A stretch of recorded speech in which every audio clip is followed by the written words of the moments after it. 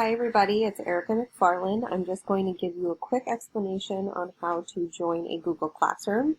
As you're going to see, you're going to go to your Gmail. You're going to go to the top, to these dots at the top that says Google Apps. You're going to click on that. Then you're going to come to Google Classroom. You're going to see either classes that you've joined in the past or classes that you have created, but for most of you, I would assume you have not created one yet since you are taking this course. So you're going to come up to the top here and click on that plus that says Join Class or Create Class.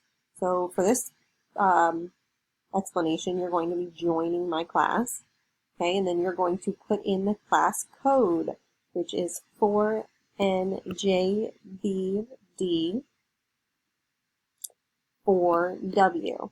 And then you would click join, and then it'll bring you to the class. I'm not going to click join because I'm already part of it, and it would tell me that it was not valid. So I hope that explanation shows you how to log into our class.